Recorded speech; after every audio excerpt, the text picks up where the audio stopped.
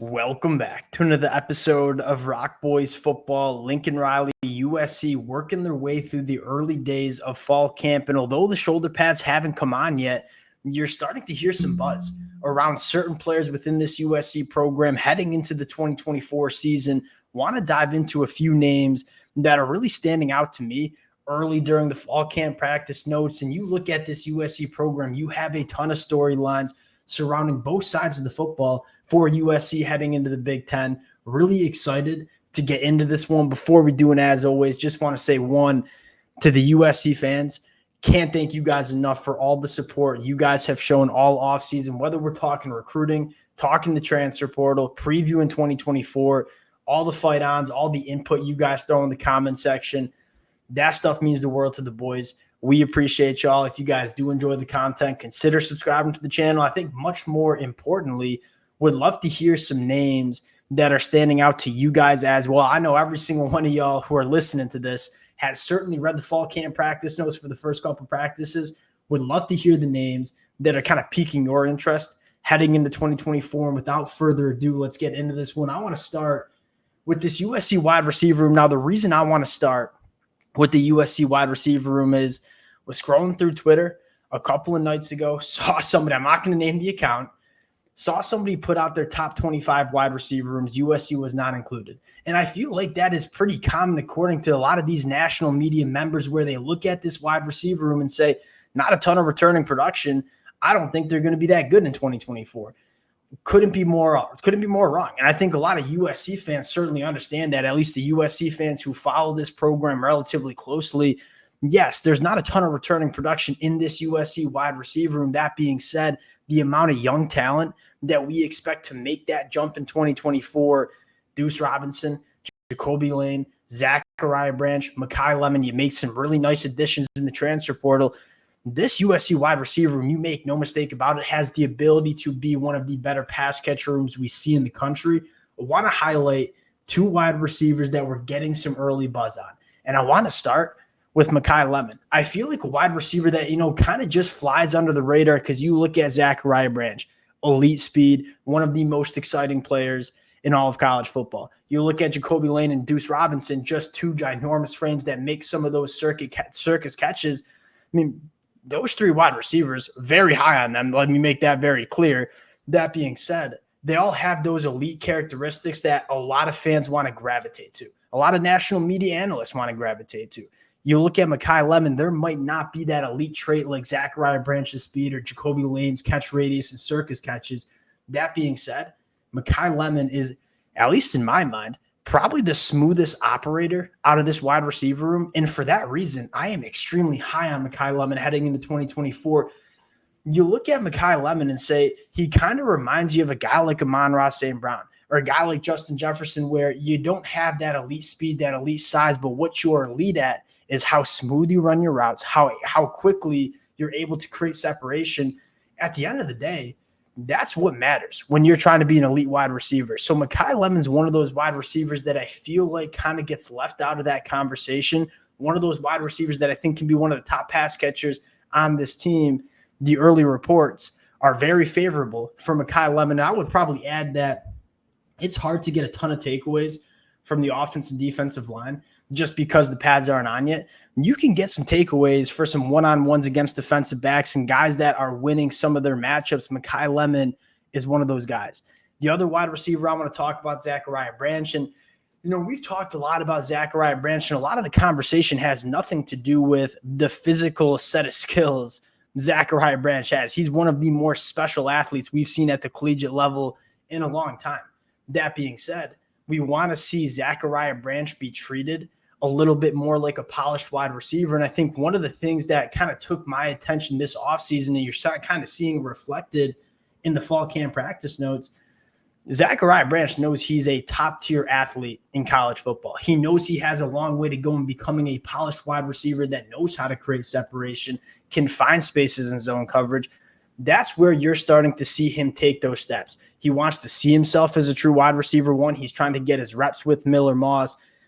If Zachariah Branch can be more of that true wide receiver and polish up that kind of set of his game, you're looking at one of the more dynamic players in the country. We know that Zachariah Branch on screens, on end arounds, on passes out to the short flat, we know how dangerous he is. Can he be a wide receiver that can win vertically down the field and create separation? That's kind of the question, and something we want to see from Zachariah Branch heading into 2024. The early reports are just that. And so I think McCollum and Zachariah Branch, probably the two wide receivers that I'm most excited about heading into the rest of fall camp. I think the second position group I want to talk about on the offensive side of the football is the tight end spot. This is not me taking a shot at guys like Carson or guys like Lake. I think the real talent in this tight end room is coming from the true freshmen. And again, I'm not taking shots at those tight ends. And I think if a USC fans kind of believe in guys like Lake or Carson, I'm not going to argue with you.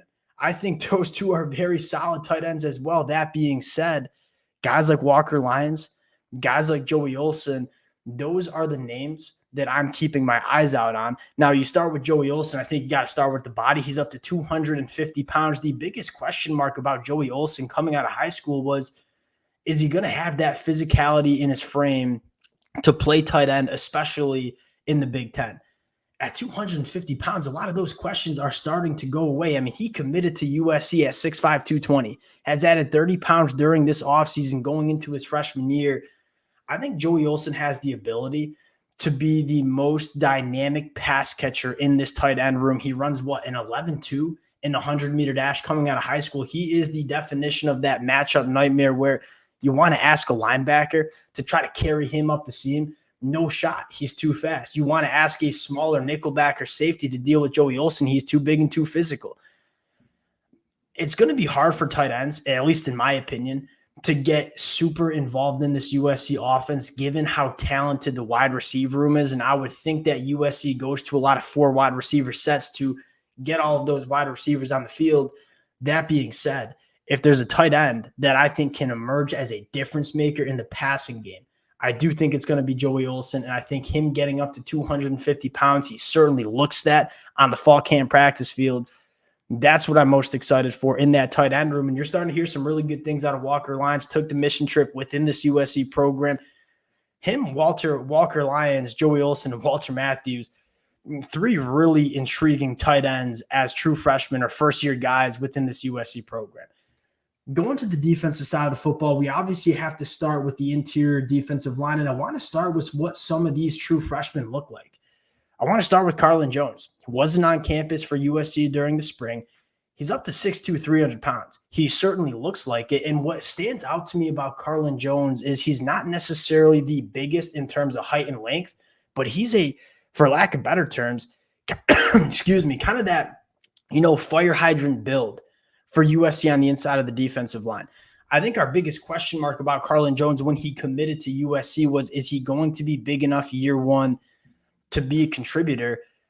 At 6'2", 300 pounds, you start to feel a little bit better about that. And you look at kind of a lot of these USC defensive linemen who are the freshmen. Cam Fountain's up to 265 pounds. He looks like someone who's been within a college football program for 3 to 4 years. You look at Ratumana Bulavu.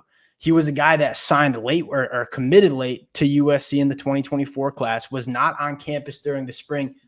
He's up to 290 pounds, looks all of 290 pounds. We all know what Jide Abasari looks like. There were a lot of question marks about the interior defensive line for USC heading into the Big Ten. Again, I think there are some answers with guys like Nate Clifton, Elijah Hughes, potentially Anthony Lucas kicking onto the inside, but I think there might be some answers with some of these true freshmen as well. We're going to find out a little bit more once the pads come on and see if they can kind of hold up physically. That being said, the early remarks from fall camp, the pictures that I've seen, you look at those true freshmen and say, at least they're looking the part. Now, we'll see if they can play the part over the next couple of weeks, but that's where it starts. I mean, you can kind of get a sense of whether a true freshman can play early just based on, do they look like they can play along the line of scrimmage? At least a lot of these guys certainly look like that heading into the 2024 year. Now, the last one I want to shout out, 2 guys actually I want to shout out in my notes. I got one, Eric Gentry. What you're hearing from Eric Gentry, and it's not nothing play like yet, but he seems to be the leader of this USC defense. I think that's fascinating. When you talk about Eric Gentry, you talk about how is he going to be used in the Stanton offense, and more importantly, what's Eric Gentry's confidence level? We all know this kid is uniquely gifted in terms of the physical traits that he brings to the table.